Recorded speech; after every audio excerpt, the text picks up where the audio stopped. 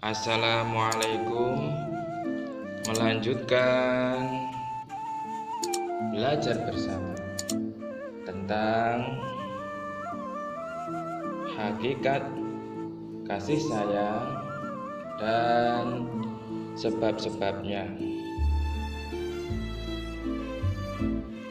Pokok keempat tentang penjelasan makna bagus dan elok.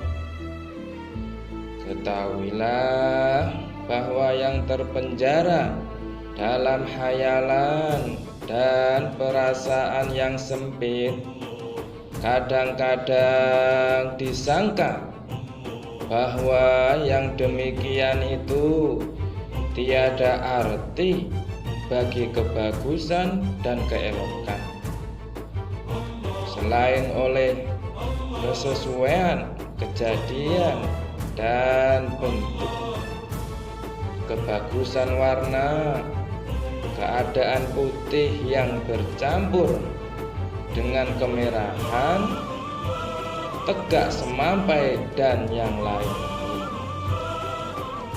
daripada yang diisyaratkan dari kecantikan seseorang insan, bahwa kebagusan yang mengerasi atas makhluk itu ialah kebagusan penglihatan dan kebanyakan penolehan mereka kepada bentuk orang-orang. Lalu disangka bahwa apa yang tidak dilihat, tidak dihayalkan, tidak terbentuk, dan tidak berwarna itu suatu yang ditakdirkan atau diumpamakan, maka tidak tergambarlah kebagusannya. Dan apabila tiada tergambar kebagusannya, niscaya tidaklah pada idroknya itu kelezatan, lalu tidaklah ia dicintai. Ini suatu kesalahan yang terang, bahwa kebagusan itu tidaklah terbatas kepada yang diidrokkan oleh penglihatan dan oleh kesesuaian kejadian dan kecampuran putih dengan kemerahan, bahwa kita mengatakan ini tulisan bagus, ini suara bagus, dan ini kuda bagus. Bahkan kita mengatakan ini kain bagus, ini bejana atau tempat air bagus. Maka manakah makna bagi kebagusan suara, tulisan, dan yang lain-lain, jikalau tidaklah kebagusan itu selain pada rupa?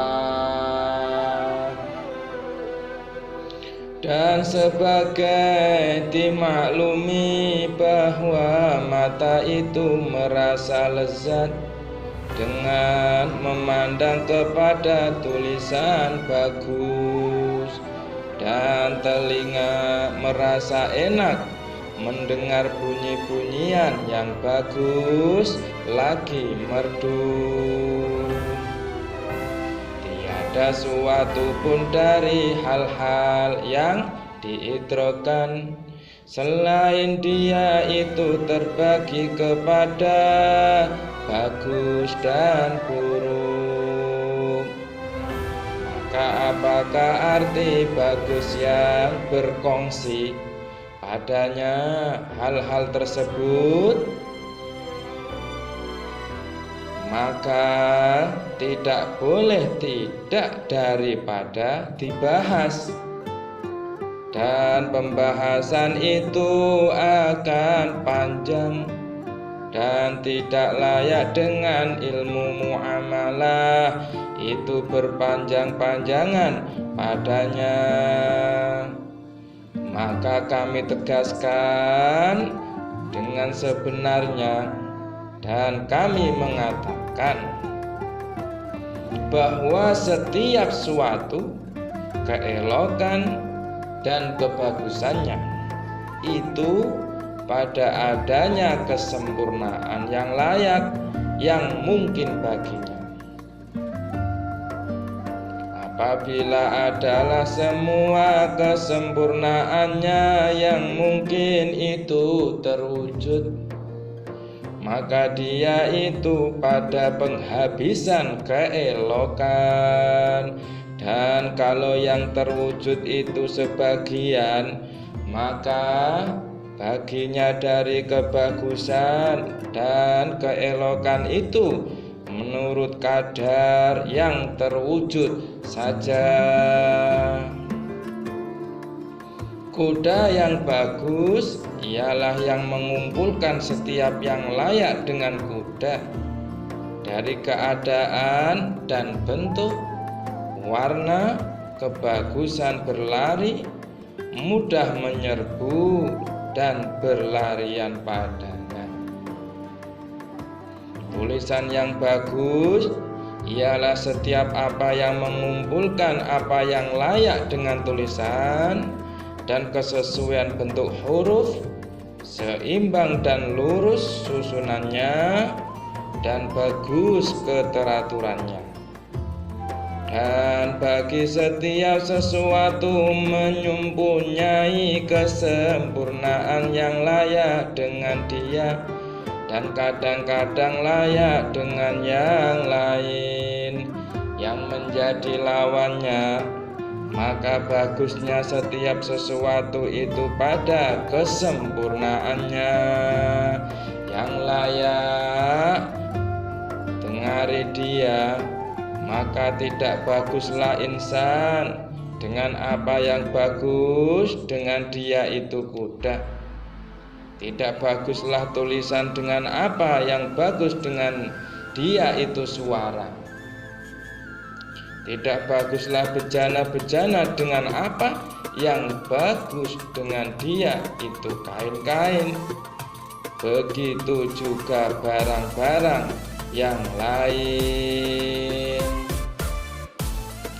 Jikalau Anda mengatakan bahwa barang-barang tersebut walaupun tidak diidrokkan semuanya dengan kebagusan melihat seperti suara dan rasa makanan, maka sesungguhnya ia tidak terlepas dari idroknya panca indera kepadanya.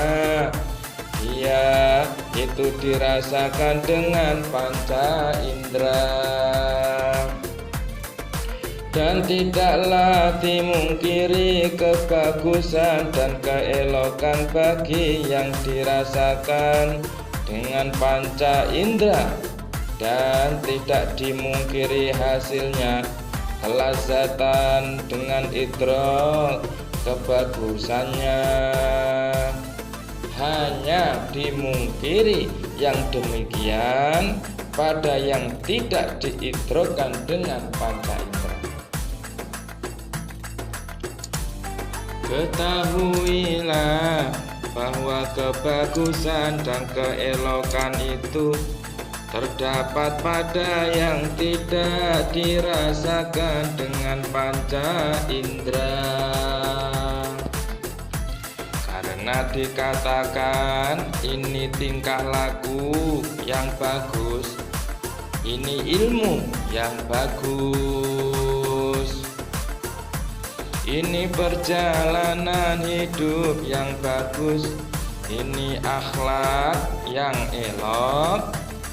Bahwa akhlak yang elok itu yang dikehendaki oleh ilmu akal, penjagaan diri atau al-iffah, berani, takwa, kemurahan hati, kepribadian, dan sifat-sifat kebajikan yang lain.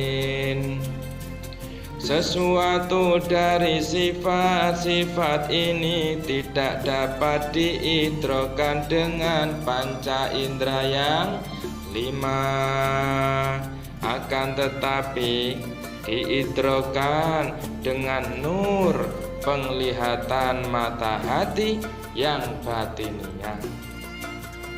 Semua sifat-sifat yang elok ini disukai. Orang yang bersifat dengan sifat-sifat tersebut dicintai secara tabiat pada orang yang mengenal sifat-sifatnya. Sekian pembahasan tentang tutorial cinta Allah. Semoga bermanfaat. Wassalamualaikum.